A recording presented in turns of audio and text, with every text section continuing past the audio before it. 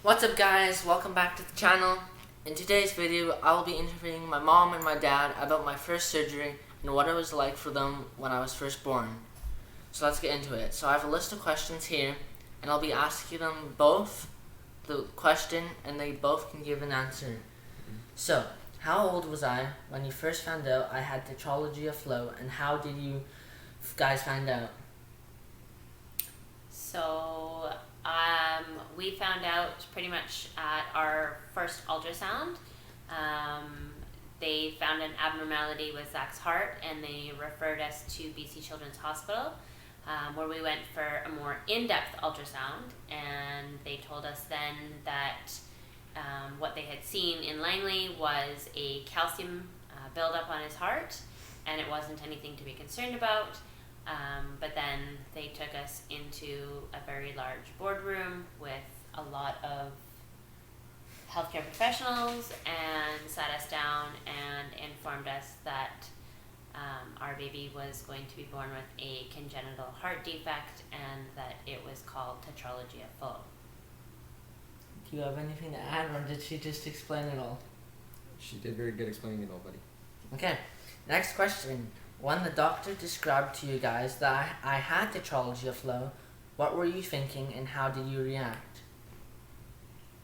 There was a lot of thoughts going through our minds because we didn't know anything about tetralogy of Fallot or heart conditions, because you were the first person born in the family with a heart condition, going back many generations. So your mom and I learned a lot from the doctors at Children's Hospital, through research, and through the Heart and Soul binder, to kind of help us develop and learn what to expect when you were born. You said it. Okay. What was your overall reaction when you first saw me as a baby? That was a tough one. I mean, you were my first pregnancy, and so there's a lot of emotions about being pregnant and then finding out that, you know, you were going to be born with this particular defect.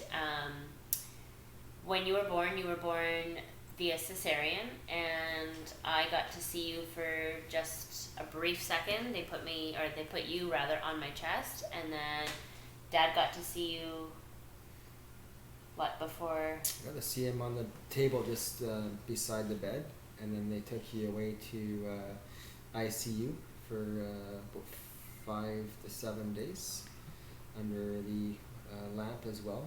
Yeah. And you were A little bit hooked up jaundiced. to a few different monitors to monitor your heart and see how the first week was going to go. Yeah.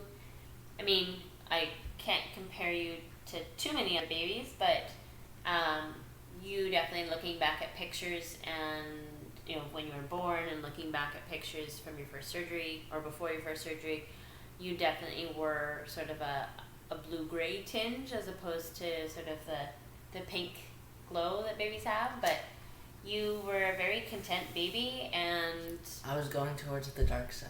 yeah, there you go. I guess just to tag on to that, Zach, the part of your question was, what did we feel? Well, first off, we didn't know we're having a boy or a girl. So when doctor said it was a boy, it was like, yes. Right? I yelled girl. I was wrong. Yeah, it was like we got to see it very quickly. But the emotional side of having our first child and a boy was, if the feelings can't explain. Okay. When did I have my first surgery and what was it? Well, we've had a bit of debate on our memories when we've asked this question yesterday, just as our pre-trial, but the first surgery was on Father's Day, 2005. A few days before that, you had a TET spell, or a blue spell, where you're pretty much purple or blue from your waist down to your legs. In that case, he was. The doctors had told us about these TET spells and what to watch for, and, you know, they told us about the blue discoloration in the fingers and in the toes and around the mouth.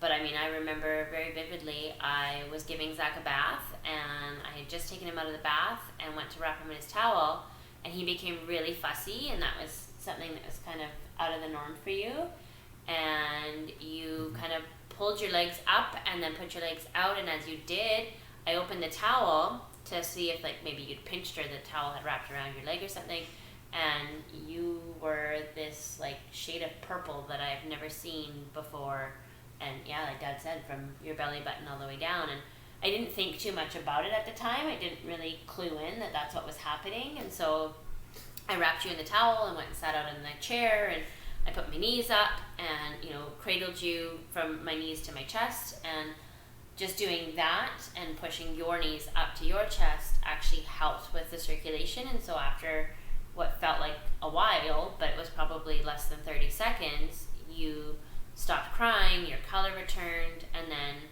ironically we had an appointment at Children's like 2-3 days later, and they were checking you out and hooked you up to a bunch of monitors, and your oxygen saturation was quite low. And so they said, like, you know, is there anything sort of abnormal that's happened in the last couple of days?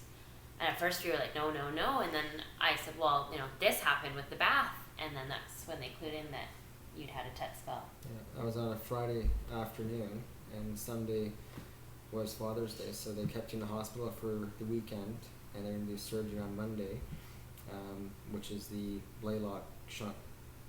Blaylock Tossic shunt. Shunt, yeah. So that was the one that was done, but they called us Sunday morning because you had a few TET spells over Saturday night, and you went lower in your O2s into the 30s, which is really low because your body's supposed to be 96 to 100 on your oxygen levels, and they needed us at the hospital because they're going to do surgery on Sunday morning to fix your O2s. Yeah, they were waiting for one of us to come in to sign consent to take you into surgery. So that's why you have that really cool swoosh mark underneath your arm there, because that one was actually done through your side, under your armpit. I know when you see that scar now, it's probably a very big scar in your back, but when you were a baby, it was like this. Teeny it was tiny. Super small. But as you grow, it looks like it's a very large opening and wound, but it was pretty small. Shark bite. You have a few of those then. Okay. Was it scary for my first surgery to be on Father's Day? Every one of your surgeries has had its own emotional journey and roller coaster and set of emotions that go with it. The first one, yeah, absolutely. You don't know what to expect because the hardest part that your mom and I have talked about is walking you through surgery doors to the ER has been the hardest part as a parent, passing you off to a surgeon. You can't explain those feelings. You don't want to relive those feelings. And every one of the surgeries has been just as difficult. So a few things happen in each surgery, you get through it, but when you know you have more surgeries to go through, it's made it harder for your mom and I to do it, but we have to do it and be strong as a rock for you. Okay.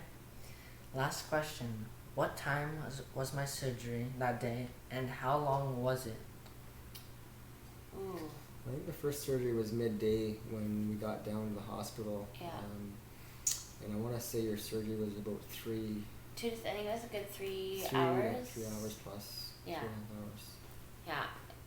I want to say we were there sort of mid-morning, around 11-ish time frame, Yeah. and I think by the time we went through all the consent and reviewed all the information and they actually took him in, I think it was after lunch, like 1 o'clock-ish, and because I remember sitting outside the ICU where, in old Children's Hospital where it used to be, and sitting in the parents' room, and I think it was a good 3 hours that he was in. You've had different procedures over the years, but you've had surgeries and angios that have been maybe an hour and a half to about 9 hours for a couple of your surgeries, which you can talk about later on, and as your channel grows, you can talk about all your other surgeries and your journey of Okay. tetralogy flow. And then I just thought of this question, but how long was I in the hospital for after that surgery? So that one was wasn't your longest No. stay. I think with that one you were in for about 7 to 10 days Mm-hmm. because your first open heart surgery was the longest. Yeah, we were- So yeah, I think it was about 7 to 10 days that you were in. So you went from ICU, I think after 5 days, and then you went upstairs to what was the old cardiac floor of 3M. Okay. Yeah.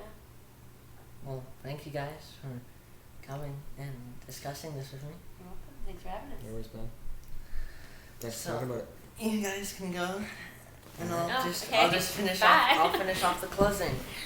Okay, guys. So if you enjoyed this video, make sure you leave a thumbs up, and if you're not subscribed already, make sure you subscribe with post notifications on, so you'll be notified when I post my next video. And with that, you guys have a good rest of your week, rest of your life, and I'll see you in the next one.